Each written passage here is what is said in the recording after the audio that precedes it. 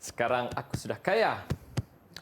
Segala kegiatan ekonomi aku telah membuahkan hasil. Aku mesti berjalan macam orang kaya. Tapi macam mana ya? Mari kita cuba.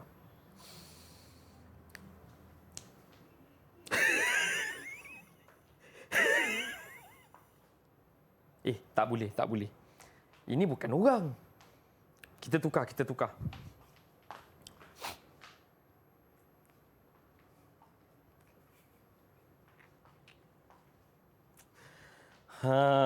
Barulah betul. Dah kaya dan terkenal.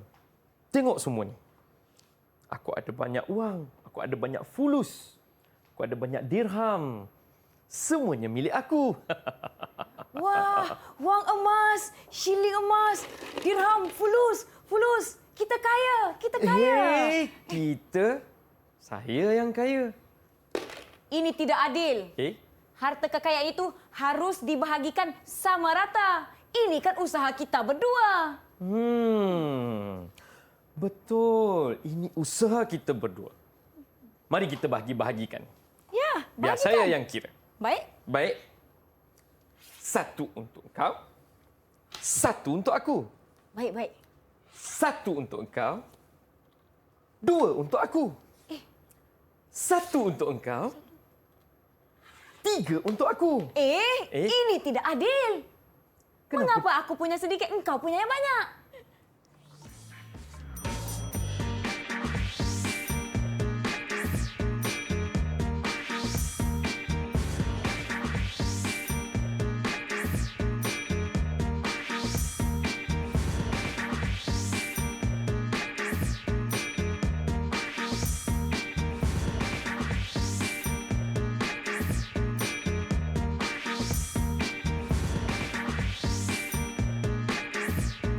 Assalamualaikum, salam sejahtera penonton Didik TV KPM bersama saya Nisa K. Untuk slot menengah rendah kali ini, kita akan sama-sama belajar mata pelajaran sejarah topik tingkatan 2. Sebelum itu, jom kita nak persilakan guru kita pada hari ini. Kita bersama dengan Cikgu Ridwan dari Sekolah Menengah Agama Datuk Kelana Petra Makmur Negeri Sembilan. Selamat datang, Cikgu. Selamat datang. Terima kasih kerana bersama-sama dengan kami di Didik TV KPM. Kita juga hari ini dibantu oleh juru bahasa isyarat, iaitu Cikgu Nur Rasmawati Makdin dari SMK Sultan Abdul Samad Kelang. Terima kasih kerana bersama-sama dengan kami. Murid-murid di rumah nampaknya sudah bersedia.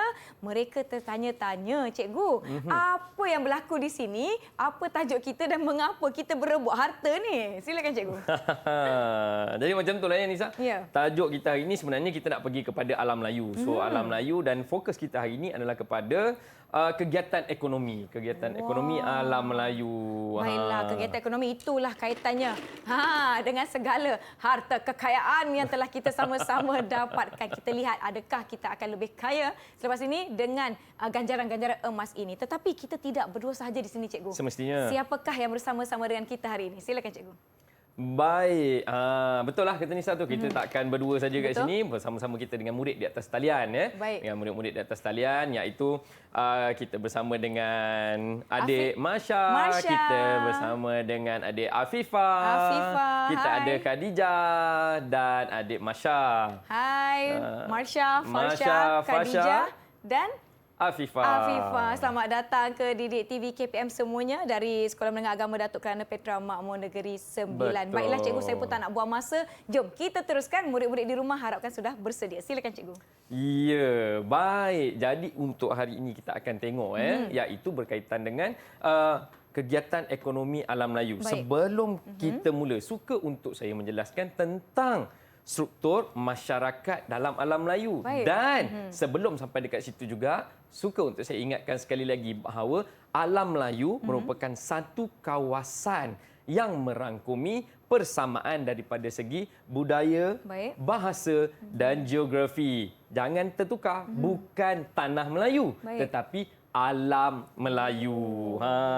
Jadi murid-murid yang sedang menonton maupun yang di atas talian harap boleh mengingat sikit supaya jangan tertukar dalam perbincangan kita nanti. Baiklah, Cikgu. Baik, kita tengok di dalam alam Melayu, bahawa dalam kegiatan ekonominya, untuk berlaku kegiatan ekonomi, kalau kita undur sedikit ke belakang, waktu kewujudan tamadun itu sendiri, di awal dulu, bahawa tamadun itu muncul daripada satu manusia yang bertukar menjadi sekumpulan manusia bertempatan kekal dan mempunyai hubungan interaksi yang kita panggil masyarakat. Baik. Jadi, sebelum kita nak tengok ekonomi, pada waktu ini kita akan tengok kepada struktur masyarakat alam Melayu dahulu.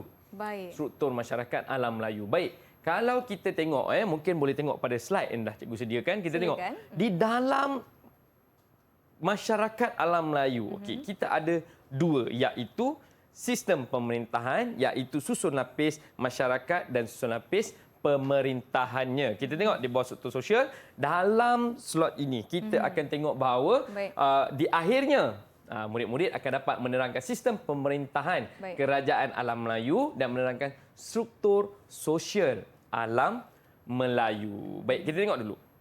Okey, mari kita sama-sama tengok. Ini adalah struktur sosial. Ini adalah struktur sosial.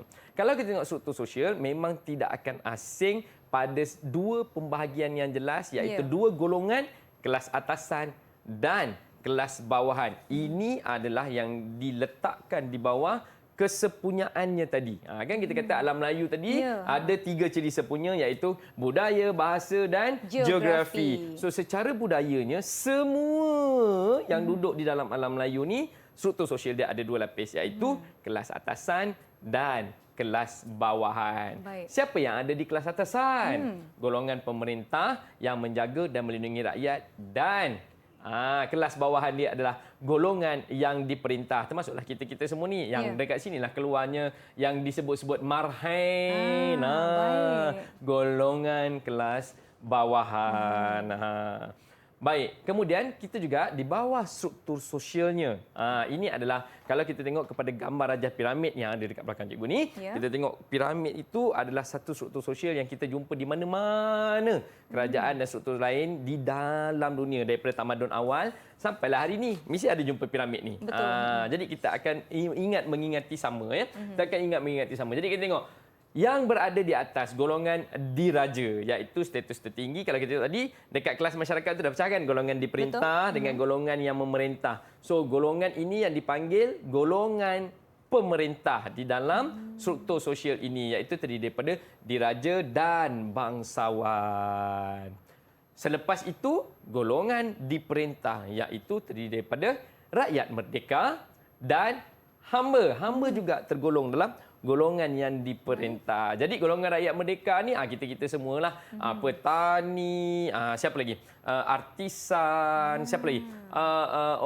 Orang kebanyakan yang hidup berniaga, pedagang dan sebagainya. Ini semua adalah rakyat merdeka, kecuali hamba. Ketika zaman itu, kalau kita sebut istilah yang biasa digunakan, zaman feudal, zaman ni lah pemerintahan raja-raja dulu-dulu ni. Hamba ni adalah yang terikat kepada tuan dia.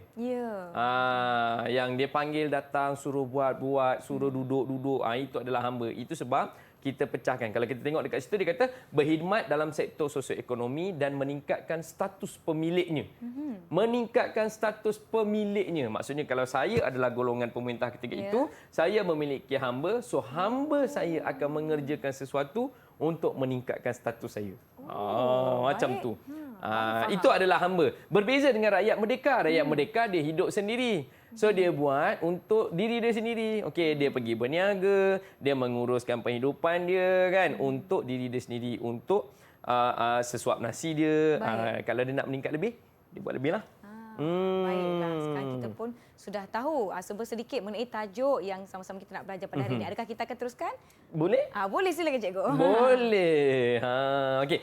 Di bawah sistem pemerintahan. Jadi kalau kita tengok alam Melayu ni mengamalkan sistem pemerintahan beraja. Yang ini memang tidak dinafikan. Kita tengoklah di mana-mana pun kerajaan alam Melayu yang ada, kita tengoklah yang mana-mana pun kerajaan alam Melayu yang ada, baik Funan, baik Sriwijaya, baik Kedah Tua maupun kerajaan-kerajaan lain yang wujud dalam alam Melayu, semuanya ada raja. Baik. Tidak ada kerajaan di dalam alam Melayu yang tak ada raja. Dan kalau kita tengok daripada tamadun awal pun, mesti ada raja.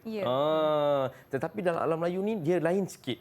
Kerana raja itu, dia panggil apa ya? dia adalah satu utusan suci yang tidak berbelah bagi. Apa yang raja kata itulah. Itu sebab dia kata raja disembah, raja baik. disembah. Sehingga macam itulah dia punya level dalam alam Melayu. Okey, jadi kita tengok di bawah kerajaan-kerajaan ini tadi dia ada golongan pemerintah dan diperintah, golongan kelas atasan dan kelas bawahan. Jadi apakah kerajaan-kerajaan yang ada? Kita tengok, kita ada Funan, kita ada Champa, kita ada Angkor. Kita tengok Funan. Raja dia apa? Raja menggunakan pelbagai gelaran. Ada Kurung Nam, Raja Diraja, kan, Cakrawati, macam-macam. Ya. Ini adalah bahasa dia yang mana kita akan tengok sekejap lagi nanti apa bahasa yang kerajaan Funan ni gunakan ni. Baik. Kemudian kita ada apa lagi? Kita ada Champa. Okey, Champa menggunakan Raja Diraja juga sebagai pemerintah yang mulia suci, pemerintah pusat dan wilayah. Nampak dia lebih besar sikit berbanding Funan tadi. Kita tengok Angkor. Angkor juga mempunyai raja. Rajanya menggunakan gelaran Dewa Raja. Menggunakan gelaran Dewa Raja dan juga merupakan pemerintah pusat dan wilayah. Kita tengok seterusnya. Kita ada apa lagi? Sriwijaya. Sriwijaya ni sepatutnya dengan kita tak asing. Betul. Dekat dengan kita. Raja mempunyai unsur kesaktian. Ini kita tengok nanti ada banyak unsur-unsur yang bawa kesaktian kepada raja-raja ni. Tapi bukan kita belajar ni sebab ini kita nak belajar ekonomi. Okey, raja digelar sebagai raja di gunung dan maharaja di pulau. Maksudnya membawa personifikasi bahawa rajanya menguasai segala-galanya. Kemudian kita ada apa lagi? Selain daripada Sriwijaya, kita ada Majapahit. Majapahit juga agak hampir dengan kita. Rajanya menggunakan gelaran Maharaja. Dia ada Sri Maharaja dan Sri Batara. Dia punya unsur tu agak berlainan. Tapi bila kita sebut tu ada satu rasa Sri Batara. Rasa kan? gah, cikgu. Rasa gahnya tu. Kan? Okey, jadi dibantu oleh Sabta Prabu dan para pembesar. Nampak? Jadi raja tadi tidak berdiri sendiri, mereka ada institusi pemerintahannya. Dan yang ini yang paling hampir dengan kita lah, Kedah Tua. Seterusnya iaitu dibayangi oleh kerajaan besar alam Melayu, terutamanya Sriwijaya. Ni yang saya kata tadi, dia agak hampir dengan kita. Sriwijaya agak hampir dan strukturnya hampir sama dengan Kedah Tua ni. Dan satu lagi kita pergi kepada juga yang paling hampir dengan kita. Kenapa saya kata paling hampir? Sebab Kedah Tua dan Gangga Negara ini merupakan kerajaan alam Melayu yang berada di tanah Melayu. Diharapkan murid-murid masih ingatlah ya. Dia mesti kena ingat tu. Ingat. Baiklah, kita telah pergi kepada beberapa kerajaan masa lalu yang kita nak ulang kaji sedikit. Betul. Saya percaya. Dan sebelum kita pergi ke topik selepas ini, cikgu ada tak soalan yang nak ditanyakan kepada murid-murid? Mesti. Nak uji tak? Macam biasa Nisa, kita dah bagi tahu panjang lebar. Kita nak tengok dia dapat tak apa maklumat yang paling penting dalam hari ini. Baik, saya nak tanya, siapa boleh jelaskan pada saya apakah golongan pemerintah? Siapa boleh jelaskan pada saya? Angkat tangan. Kita lihat siapa yang nak cuba. Afifah, silakan. Afifah.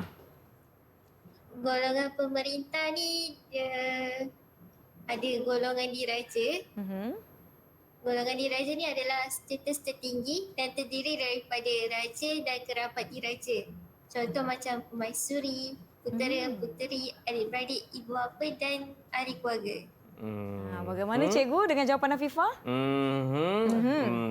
Menumpukan perhatian. Ya. Jawapannya A di situ. Baik. Jadi adakah kita akan beri ganjaran emas untuk Kita Afifah? bagi dia fulus yang kecil dulu. Fulus yang kecil, kita boleh, bagi cikgu. fulus yang kecil yang sana kecil, tu dia baik. Fulus yang kecil. Kita bagi dia 2. 2 ya untuk bagi dia 2. Afifah. Baiklah. Afifah dapat 2. Nampaknya setakat ini murid-murid kita memberikan perhatian yang penuh. Kita akan berehat seketika, murid-murid di rumah. Jangan ke mana-mana, kembali selepas ini di Didik TV KPM. Wang emas. Untuk saya.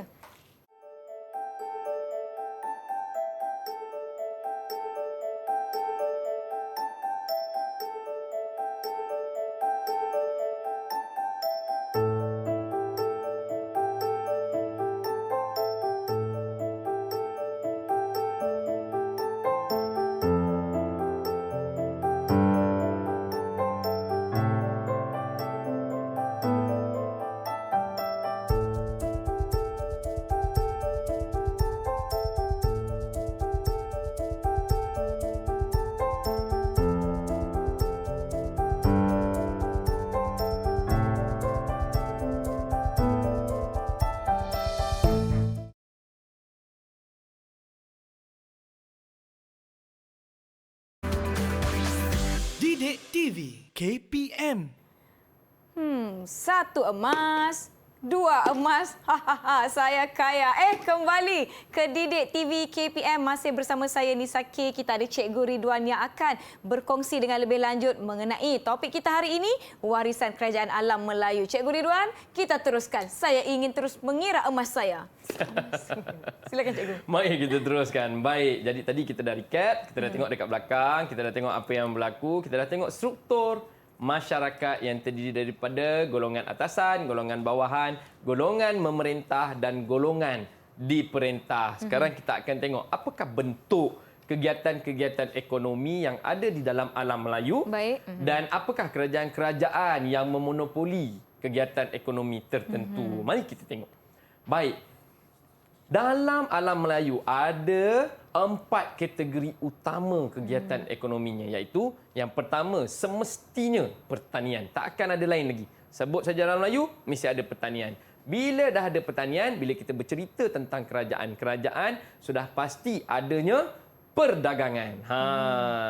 Dan apabila menyebut alam Melayu sekali lagi, sudah pasti adanya hasil hutan dan laut. Hasil hutan dan laut. Dan hasil laut ini sebenarnya ianya adalah metafora kepada air. Kerana ada kerajaan-kerajaan di alam Melayu yang tidak hampir dengan laut. Mereka hampir dengan hutan dan mereka ada tasik. Baik. Jadi tasik ini juga menyumbangkan kepada kegiatan ekonomi kerajaan tersebut. Dan sudah pasti kategori yang keempat adalah perlombongan dan pembuatan. Mari kita tengok kerajaan-kerajaan yang ada dan kegiatan ekonomi mereka. Kita tengok pertanian yang pertama. Semua orang tahu beras, nasi merupakan makanan ruji. Ya. Kita di Asia hari ini. Betul. Kita di Malaysia makan nasi, di Singapura makan nasi, di Indonesia makan nasi, di Thailand makan nasi. So memang kawasan ini adalah kawasan makan nasi. Jadi kita pergi kepada padi dulu. Kita tengok Funan, Champa dan Angkor mengusahakan penanaman padi secara besar-besaran. Boleh dikatakan mereka memonopoli untuk tanaman padi. Ini yang saya kata tadi, terletak di lembah Sungai Mekong yang subur, hujan bekalkan air ke tasik Tonle Sap. Ini yang sebut tadi, tasik Tonle Sap ni besar. Okey, kemudian Angkor. Angkor lagi advance, lagi maju ke depan sikit, membina kolam untuk simpanan air untuk tujuan penanaman padi ni tadi. Dan mereka dah mula waktu zaman tu lagi, bukan sekarang. Waktu zaman mereka lagi dah mula padi dituai 3 hingga 4 kali setahun. Kalau dulu kita tengok padi ikut musim. Betul. Tapi mereka dah boleh kawal dah 3-4 kali tuai setahun. Kita tengok di Champa. Champa juga ada penanaman padi. Champa juga ada penanaman padi, iaitu dia juga menanam padi tersebut dan menyelenggara terusan yang baik. Ini adalah bukti-bukti arkeologi yang menunjukkan penanaman padi itu berlaku di kerajaan Champa. Di Majapahit tidak ketinggalan kerana Majapahit seberang je dengan kita. Ya. Pulau Jawa mempunyai tanah yang subur untuk pertanian. Sungai Bengawan tu ada kan. Solo dan Barantas bekalkan air untuk padi. Kalau kita tengok untuk tanam padi ni dia mesti ada air. Dia mesti ada air. Bila dia ada air, jadi kawasan-kawasan yang ada di dalam kerajaan alam Melayu ni biasanya kaya dengan air dan dia memang beriklim tropika. Baik. Jadi biasanya setiap kerajaan ini menanam padi. Kegiatan ekonomi yang kedua, kita tengok pertanian yang berkaitan dengan rempah ratus. Yang ini lagilah memang tidak boleh dipisahkan. Betul. Dengan alam Melayu ni, dengan rempah ratusnya. Kalau kita tengok yang paling asas, murid-murid dekat rumah pernah dengar kunyit? Mestilah cikgu. Kunyit paling simple. Ini tergolong dalam rempah ratus juga. Yang agak popular sejak akhir ni bunga cengkeh. Bunga cengkeh. Bunga cengkeh. Kalau pernah tengok ada disiarkan dokumentari tentang kulit kayu manis. Ini adalah contoh-contoh rempah ratus yang dihasilkan, dijadikan kegiatan ekonomi dan bergiat secara aktif di kerajaan-kerajaan alam Melayu. Baik, kita tengok seterusnya, iaitu kegiatan pertanian lain. Kita juga ada menanam kacang, bijan dan buah-buahan, tebu, pisang dan sebagainya. Jadi ini merupakan kegiatan-kegiatan pertanian yang lain yang masih lagi ada hari ini. Mungkin kalau kita tengok hari ini ada satu tanaman baru yang ditanam secara besar-besaran Ya. di Malaysia, di Borneo terutamanya, iaitu vanila. Nisa makan aiskrim? Saya makan aiskrim dan Makan saya tahu aiskrim. vanila ditanam di Temerloh Pahang. Tak siapa tahu bahawa vanila tu dia punya buah macam kacang panjang tapi version dia sangat halus. Kecil je. Kita nak buat aiskrim tu banyak. Baik. Okey, baik kita terus. Kegiatan yang lain, kita ada sawah, kita ada paya, kita ada sungai dan masyarakat alam Melayu ini sangat pandai memanfaatkan alam persekitarannya untuk menjana kegiatan ekonomi. Yang boleh dihasilkan dari alam, yang boleh ditangkap, yang boleh dijual, yang boleh ditukar bentuk. Tangkap ikan tu kan fresh. Ya. Tak boleh nak simpan lama, keringkan. Jadi ikan masin, jual. Oh, baik.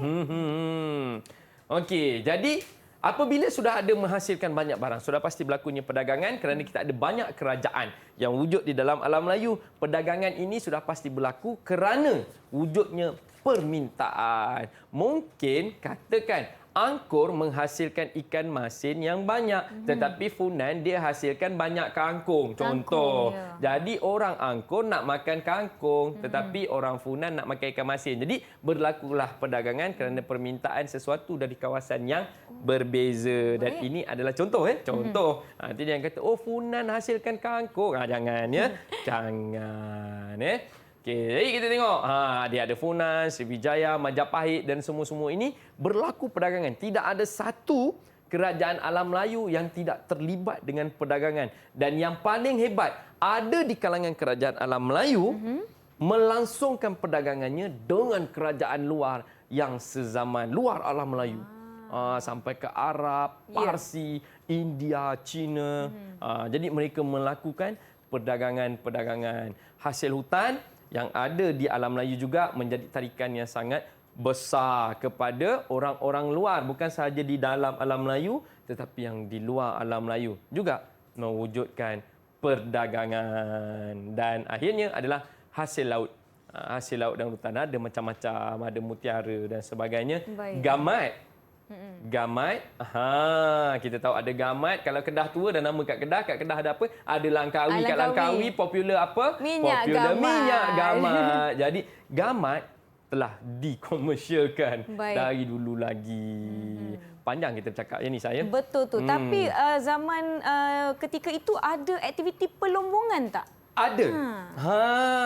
Ada. Semestinya ada perlombongan. Memang ada perlombongan. Dan inilah yang mendorong sehingga akhirnya bawa ke kemudian-kemudian tu menjelang abad ke-19. That's why lah. Itulah sebabnya Kuasa Barat berminat datang ke kita selepas revolusi industri kerana perlukan hasil daripada perlombongan seperti biji timah, emas, antimoni dan sebagainya bagi memenuhi keperluan revolusi perindustrian di barat. Baiklah, nampaknya murid kita cukup khusyuk mendengar cikgu. Nak uji ke mereka ni? Mestilah murid-murid di rumah uji. bagaimana? Boleh ikut? Okey, Mungkin jom cikgu. murid di rumah balik. Siapa boleh? Siapa boleh? Terangkan pada saya tentang kegiatan yang baru je kita sebut. Perlombongan. Siapa boleh jelaskan tentang kegiatan perlombongan? Ya, Masya. Silakan. Untuk penghatuan sungai, perlombongan merupakan kegiatan melombong emas, perak dan biji besi. Pada awalnya, masyarakat kerajaan alam Melayu melakukan dengan cara mendulang secara kecil-kecilan. Sebagai contoh di kawasan Campak, emas dilombong di kawasan penggunungan Kueh. Baik, bagaimana cikgu? Baik, dia bagi maklumat yang kita tak sebut. Maksudnya, dia ada pembacaan awal. Kita bagi dia 3 dirham. 3 dirham. 3 dirham. Saya berikan kepada Marsha. 1, 2, 3. Ya. Tahniah. Baru satu. Perlombongan dia kecil skop dia. Kita ambil yang skop besar sikit. Okey. Kita ambil skop yang lebih besar sikit iaitu pertanian. Pertanian. Baik. Siapa boleh kongsikan dengan kita tentang aktiviti ekonomi pertanian? Silakan, ada yang nak cuba? Ya, Fasha, sila. Silakan. Alam Melayu mempunyai tanah yang subur untuk kegiatan pertanian. Pada tahap awal, kegiatan pertanian ini bertujuan untuk menyara diri saja. Tapi bila ada lebihan hasil pertanian, Lebihan tersebut akan dipasarkan atau dibekalkan untuk penuhi keperluan penduduk yang tak terlibat dalam kegiatan pertanian. Sebahagian besar kawasan alam Melayu ditanam dengan baji. Bagaimana cikgu? Macam baca buku teks je. Mesti dia tidur tadi ni. Tak apa. Dia masih menjawab. Kita bagi dia 2. 2 untuk Bagi dia Fasha. 2 Baik, 1, untuk Fasha. Baiklah. Jom, Baik. cikgu, kita teruskan. Kita tengok. Kita dah sampai pelombongan. Kita ada satu lagi iaitu pembuatan. Tadi saya ada sebut tentang pembuatan yang mana kita menghasilkan. Tu. Nampak tak yang ada kat tengah tu? Itu antaranya tembika. Nampak? Kita ada tembika yang tu model lah kecil je. Tapi yang dalam kerajaan alam Melayu macam-macam. Dan akhirnya sebenarnya pembuatan ini tadi terhasillah artifak yang besar-besar. Jadi kalau kita tengok di bawah pembuatan ini tadi, mereka menghasilkan berbagai-bagai kita nak panggil apa ya? Kita panggil sebagai barang perhiasan. Kalau kita tengok ada pasu yang besar-besar dengan ukiran yang berbeza-beza.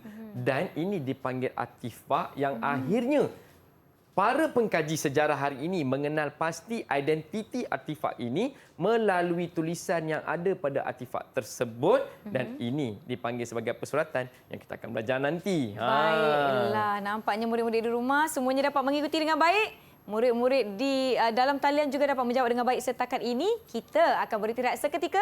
Jangan ke mana-mana, kita akan beri lebih lagi shilling emas lepas ini di Didik TV KPM. Tapi ini saya punya.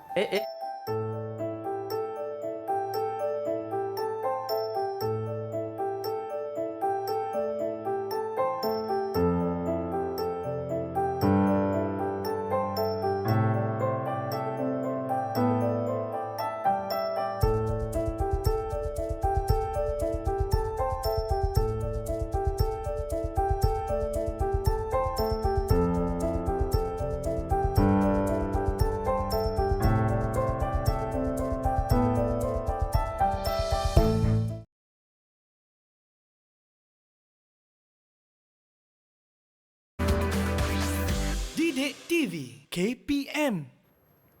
Terima kasih kerana masih menonton Didik TV KPM. Kita akan teruskan sesi pembelajaran kita dengan Cikgu Ridwan dan kita akan ada aktiviti yang akan dilakukan bersama-sama. Jadi murid-murid di rumah diharapkan sudah bersedia. Silakan Cikgu. Baik.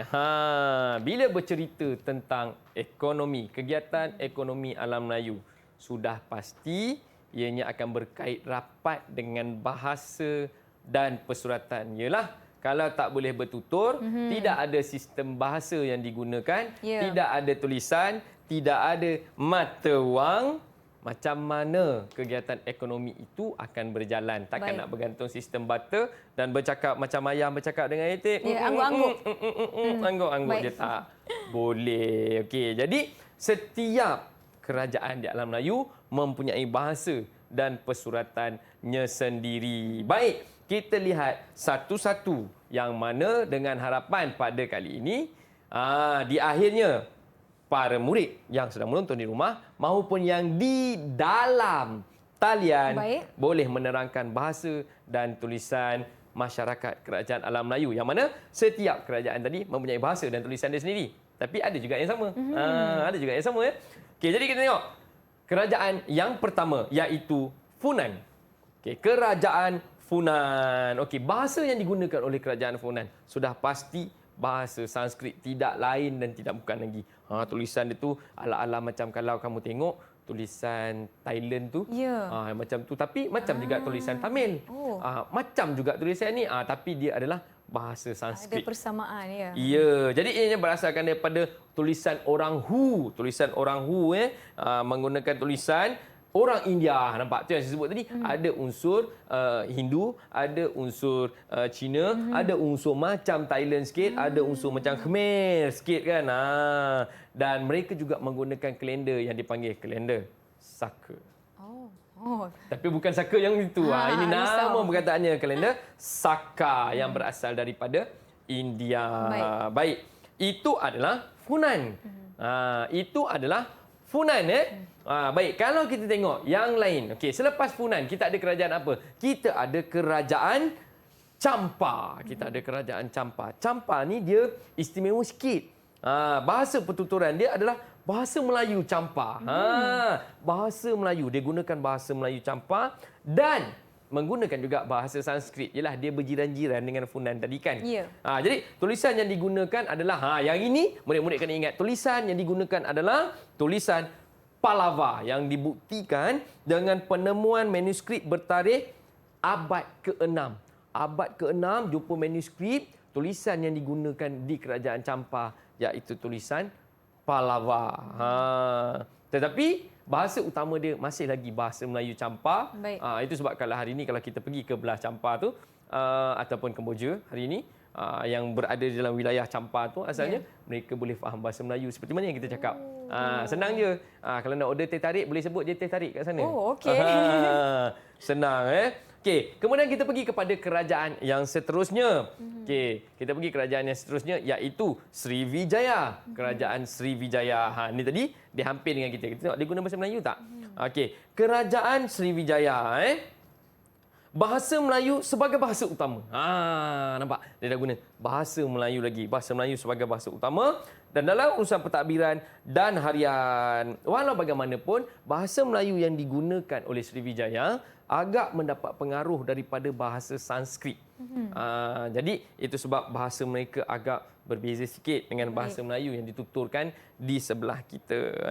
Okey, jadi juga mempunyai kalender dan kalau kita mudah faham kompas lah kot. Kompas iaitu penunjuk arah yang dimiliki oleh mereka sendiri dan ini merupakan artifak yang ditemui membuktikan bahasa yang mereka gunakan pada ketika itu.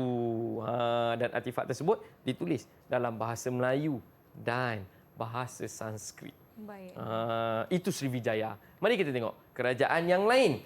Kalau kita tengok kerajaan yang lain, iaitu kerajaan Angkor. Kerajaan Angkor. Jadi kerajaan Angkor juga menggunakan bahasa Sanskrit dari Khmer.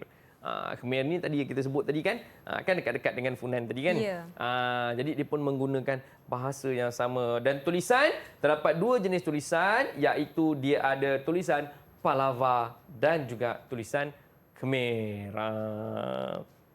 Itu baru Angkor. Mari kita tengok kerajaan yang seterusnya iaitu Majapahit. Okey, Majapahit. Kita tengok bahasa utama untuk Majapahit, dia guna bahasa apa? Bahasa Jawa kuno. Oi, Jawa kuno.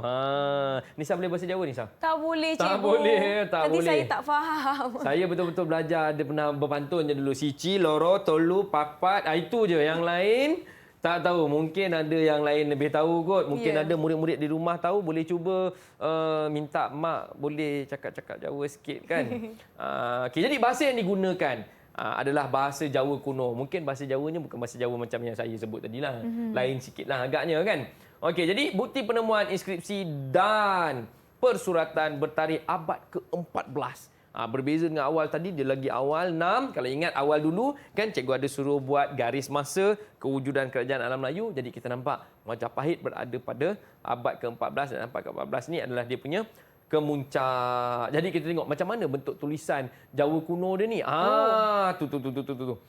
Kalau murid-murid boleh tengok filem Puteri Gunung Ledang. Waktu yang dah dia punya finali tu, yang Puteri Gunung Ledang datang ke Istana Melaka, dia tulis, kemudian tulisan tu keluar pada daun semua tu. Sama tak dengan tulisan yang ada dekat slide cikgu tu? Sama kan? Dia punya puntal-puntal tu, dia punya tulisan-tulisan tu sama. Bentuk tulisan, rupa tulisannya hampir sama. Mungkin itulah yang digunakan. Okey, kerajaan seterusnya Nisa. Ya, silakan cikgu. Semakin hampir dengan kita iaitu Kedah Tua. Nama pun Kedah kan. Familiar kan? Selalu dengar kan Kedah tu kan? Okey, Kedah Tua. Tapi dekat Kedah Tua dia tak guna bahasa Melayu. Dia guna bahasa Sanskrit. Bahasa Sanskrit penuh, tulen. Digunakan bahasa Sanskrit. Tapi tulisannya masih lagi tulisan Pallava.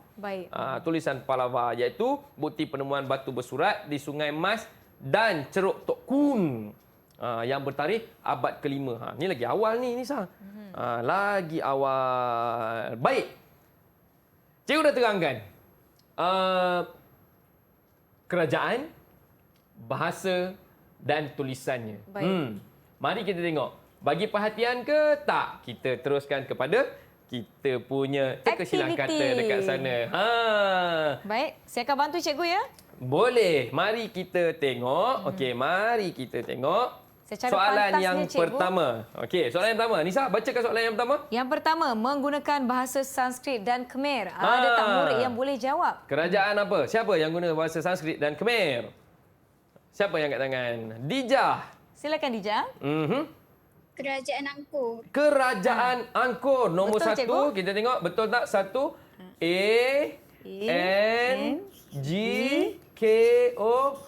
A-N-G-K-O-R. Betul Betul. tu. Kita bagi dia 2 fulus besar. Mana Baik. satu dijah, mana satu dijah. Yang di tengah-tengah, Yang ya. ketiga. Silakan. Ya. Okey, Soalan tahniah, kedua, Dijah. Nisa. Teruskan soalan Yang kedua. kedua, menggunakan bahasa Jawa kuno. Bahasa Jawa kuno. Kerajaan apa tu? Kerajaan apa? Bahasa Jawa kuno. Huruf M dah diberi. Ada nak cuba? Silakan. Tu dah angkat tangan tu. Siapa yang angkat tangan tu? Silakan. Teruskan Fasha. Jawapan dia kerajaan Majapahit. Majapahit. Kita cuba. J-A-P-A-H-I-T. Penuh Betul? kotak. Tahniah Masya. Majapahit. Kita bagi dia lagi 2. Mana satu? Fasha. Yang kedua, cikgu. Yang kedua. Ya. Baik. Soalan seterusnya Nisa. Soalan seterusnya. Yang ketiga, dibuktikan dengan penemuan inskripsi yang ditulis oleh Raja Sabnuvarman. Sabu Varman. Siapa ni? Kerajaan mana ni? Bahasa dia dibuktikan dengan penemuan. Ya. Teruskan Afifah. Kerajaan Champa. Kerajaan Champa. Kita lihat. Champa. Betul. Kita bagi 2 dekat Afifah. Yang pertama, mana cikgu. satu? Ya. Yang pertama. Betul. Ui, mereka dah banyak fulus ni. Ya, betul. Soalan seterusnya Nisa. Yang keempat, bahasa Sanskrit merupakan bahasa utama dan dibuktikan dengan penemuan batu bersurat. Bahasa utama dia Sanskrit. Ya. Kerajaan mana ni? Kerajaan mana? Ada Kerajaan 5 mana? huruf. Ada 5 Silakan huruf. siapa nak cuba? Ada. Ke saya nak cuba? Boleh cikgu? Mungkin boleh cuba. Saya cuba, saya rasa jawapannya Funan. Funan. Betul, Cuba cikgu? isi. Tengok Cuba betul isi. tak Funan? F-U-N-A-N. Oh, Betul. nampaknya saya kena bagi kat Nisa ni. Ya. Kita Yang letak kat lebih sini. banyak. Terima kasih, cikgu. Okey, soalan kelima. Kelima, penemuan batu bersurat membuktikan ia dipengaruhi oleh bahasa Sanskrit. Salah satu tempatnya di Telaga Batu. Di mana Telaga Batu? Kat mana Telaga Batu ni? Nama tempat ni? Ada murid yang ingat dan nak cuba menjawab? Nombor 5. Silakan. Telaga Batu. Ya, Fasha. Kerajaan Srivijaya. Kerajaan? Srivijaya. Srivijaya. Cuba kita try. Tiga. Srivijaya.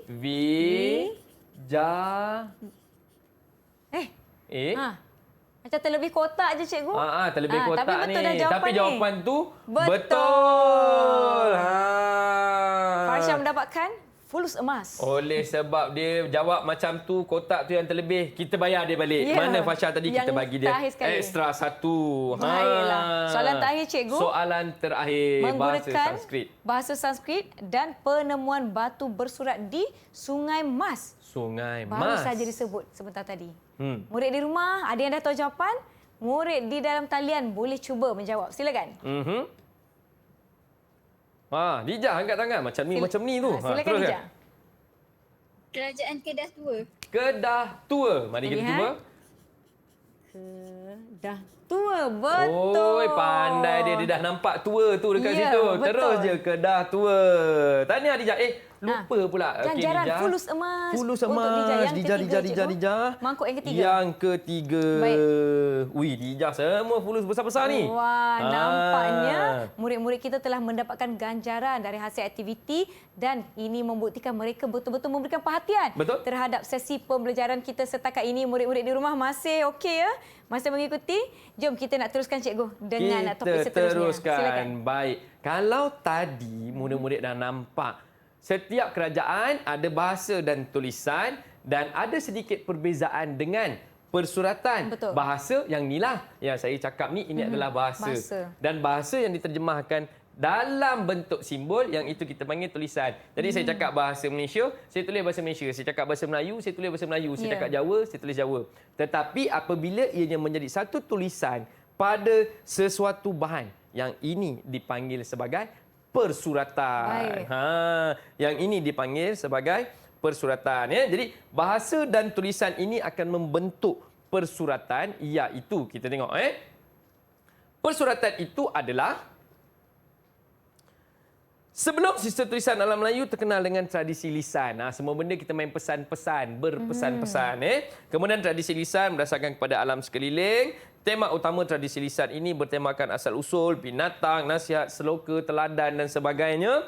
Kemudian apabila lahir sistem tulisan, persuratan berkembang dalam masyarakat. Persuratan bukti intelektual masyarakat alam Melayu dan bukti kegiatan persuratan awal kerajaan alam Melayu ditemukan dengan berbagai-bagai batu bersurat. Kalau kita dekat Malaysia ni, kat mana batu bersurat paling popular ni, Sam? Saya tahu, di Terengganu. Di Terengganu, batu bersurat tu kalau ada yang tak tahu, kena cek kerakyatan dia. Baik, kita pergi. Jadi persuratan dia ada bukti dia. Setiap kerajaan mempunyai persuratan mereka sendiri. Iaitu kalau kita tengok bukti-bukti yang ada iaitu penemuan batu bersurat tertua di Kautara bertarikh 192 Masihi. 192 Masihi. Kemudian di Champa ditemukan 206, 206 bukannya sikit, 206 batu bersurat. Kemudian dia ada apa lagi? Penemuan manuskrip, bukti persuratan Champa. Itu yang ada di Champa. Kalau kita tengok karya-karya sastra yang masyhur seperti Akayat Indra Patra. Kalau kita sebut bahasa kita ini, Hikayat Indra Petra. Kan? Baik. Kemudian kita ada lagi penemuan beberapa batu bersurat seperti Karang Berahi dan Palas. Yang Paras Pasemah bertarikh abad ke-7 iaitu 686 Masihi dan penemuan batu bersurat terawal di alam Melayu bertarikh abad ke-2. Nampak paling awal abad ke-2. Jadi itu adalah bukti-bukti batu bersurat. Persuratan tadi bukan batu bersurat tu je. Kalau dia jumpa satu manuskrip. Manuskrip ni macam buku lah, buku yang ditulis tentang sesuatu, cerita, kisah, nasihat, teladan, ini akan termaktub di dalam persuratan. Baiklah. Maka murid-murid di rumah, kita akan berhenti rehat seketika. Mungkin ada yang nak menarik nafas terlebih dahulu. Jangan ke mana-mana. Kembali lepas ini di Didik TV KPM.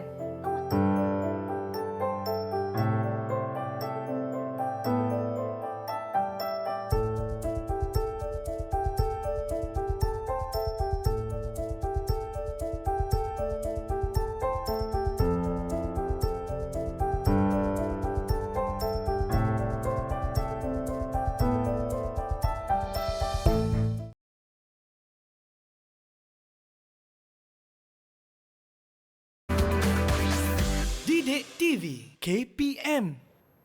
Masih menonton Didik TV KPM bersama saya Nisa dan Cikgu Ridwan. Kita tak nak buang masa, murid-murid di rumah. Ayuh bersedia? Kita teruskan. Silakan Cikgu.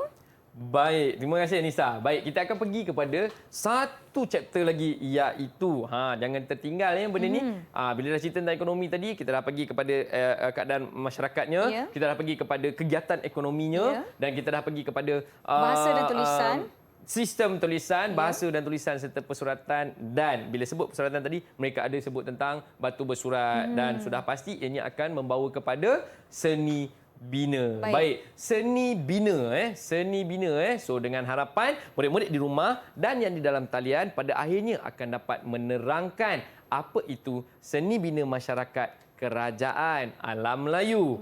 Baik, kita tengok. Seni bina Seni bina bermaksud merupakan suatu seni. Seni mereka bentuk sesebuah binaan yang mempunyai fungsi-fungsi tertentu. Contohnya seni bina candi, perkapalan, sistem pengairan. Nampak? Maksudnya bukan bina tu bina bangunan je. Kapal juga dibina. Pengairan. Pengairan tu yang jadi sendiri tu kita panggil sungai. Tapi bila kita panggil sistem pengairan, ianya adalah dibina. Jadi untuk hari ini kita akan cuba konsep flip classroom, iaitu kita dah minta pelajar membuat rujukan awal sebelum masuk ke kelas hari ini. Baik, mari kita lihat apa yang boleh pelajar kita kongsikan. Kita tengok kepada seni bina yang pertama, perkapalan. Siapa nak kongsikan dengan kita tentang perkapalan? Silakan. Ya, Dija. Teruskan Dija. Untuk pengetahuan kita, kecemerlangan kerajaan alam Melayu dapat dilihat dari hasil seni bina mereka. Salah satunya daripada perkapalan. Antara kerajaan yang mempunyai binaan kapal adalah Kerajaan Srivijaya, Kerajaan Angkor dan Kerajaan Funan. Yang menariknya tentang Kerajaan Funan, mereka mampu membina kapal besar yang boleh memuatkan sehingga 700 orang dan 1,000 tang barang-barangan. Perahu panjang tu dapat membawa ramai orang. Baik, itu dia hasil dapatan dari Adija berkaitan dengan perkapalan. Perkapalan, perahu panjang boleh memuatkan ramai orang. Baik, kita terus kepada bahagian yang kedua. Kalau kita tengok pada slide tu, dia dah tulis perkapalan, dia ada sistem pengairan. Siapa nak kongsi dengan kita pengairan? Silakan, Marsha. Siapa? Seperti yang Khadijah cakap, hasil seni merupakan satu kecemerlangan di kerajaan alam Melayu. Tetapi ia bukan hanya pada perkapalan, tapi pada sistem pengairan juga. Sebagai contoh, kita dapat lihat pada kerajaan Funan yang membina sistem pengairan untuk mengelak dari limpahan air dan mengalirkan air masin keluar dari tanah pertanian. Mengalirkan air masin keluar dari tanah pertanian. Itu sistem pengairan? Ya, sistem pengairan. Maksudnya dia digunakan untuk mengairkan tanaman, juga digunakan untuk mengeringkan tanah, buang air yang tak digunakan. Itu nama dia buat. Baik, kita teruskan cikgu. Kita teruskan. Yang ketiga, candi. Candi. Baik, siapa nak kongsi dengan kita tentang candi? Farsha, silakan.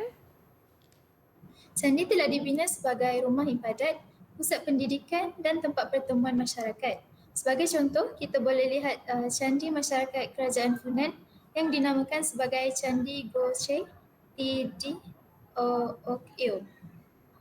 Baik, itu dia dapatan. Agak sikit dapatan dia, tapi ianya cukup untuk menjelaskan candi.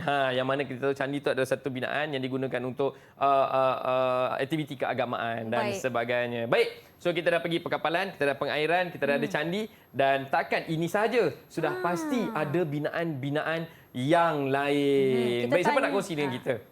Ada yang nak kongsikan? Afifah, ya, silakan. Binaan-binaan lain seperti di kerajaan Majapahit seperti pintu gerbang, iaitu antaranya ialah Gapura Wingin Lawa, pintu laluan raja, dan Gapura Bajang Ratu, pintu masuk ke dalam sebuah bangunan suci di Jawa Timur. Baiklah, terima kasih di atas perkongsiannya. Wah, kusyuk saya mendengar perkongsian dan dapatan murid-murid kita. Tapi sebenarnya cikgu, kita dah tiba di penghujung kelas kita. Mungkin cikgu boleh berikan rumusan terhadap apa yang telah kita sama-sama pelajari pada hari ini. Silakan cikgu. Betul. Baik, kalau kita tengok, kita sedang belajar hari ini, kita telah belajar hari ini tentang kegiatan ekonomi masyarakat alam Melayu. Perlu diingat, apabila kita bercerita tentang ekonomi, ianya akan berkait rapat dengan sosial alam Melayu itu sendiri. Dan bukan alam Melayu mana-mana. Sebut dia ekonomi, ini akan berkait rapat dengan sosial. Kerana ekonomi akan memacu kepada semua perkara-perkara yang lain. Seperti bahasanya, budayanya dan apa yang dihasilkan oleh kelompok masyarakat di dalam kerajaan tersebut. Kerana kegiatan ekonomilah terciptanya laluan air, tali air. Kerana ekonomilah mereka membina kapal. Betul. Kerana ekonomilah mereka mula membina macam yang Afifah cakap tadi, pintu gerbang. Kerana ekonomilah mereka menggunakan bahasa dan tulisan supaya memudahkan perhubungan di antara satu kerajaan dan kerajaan yang lain. Jadi hari ini kita dah jelas bahawa setiap kerajaan di alam Melayu mempunyai semua ciri tersebut yang terhasil kesan daripada kegiatan ekonomi yang dijalankan. Baiklah, terima kasih Cikgu Ridwan. Bagaimana pula dengan penilaian keseluruhan murid-murid kita? Lihatlah wang-wang emas mereka. Kita tengok. Banyak sungguh siapa cikgu. Siapa yang paling banyak kat situ? Nampak macam Dija je yang paling banyak ni. Dija punya besar-besar dan cikgu? banyak.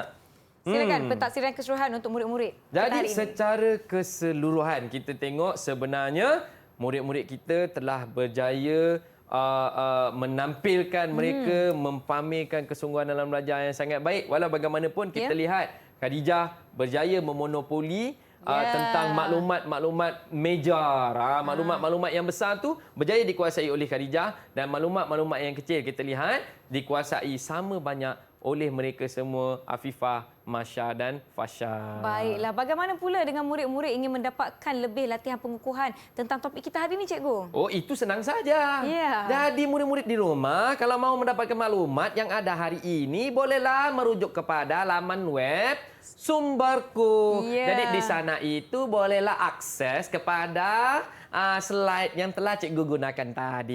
Ini dari alam Melayu yang mana satu ni, Alam Cikgu? Melayu yang di mana pun tidak aku tahu. Baiklah, murid-murid boleh ke pautan yang tertera di kaca televisyen anda. Dengan ini saya ingin ucapkan terima kasih kepada Cikgu Ridwan dari Sekolah Menengah Agama Datuk Kelana Petra Makmur Negeri 9. Terima kasih murid-murid dari sekolah yang sama dan terima kasih kepada jurubahasa isyarat kita pada hari ini, Cikgu Nur Rasmawati dari SMK Sultan Abdul Samad Kelang. Semoga kita jumpa lagi di Didik TV KPM. Terima kasih. Jumpa lagi. Ini wang emas saya punya. Kau ambil.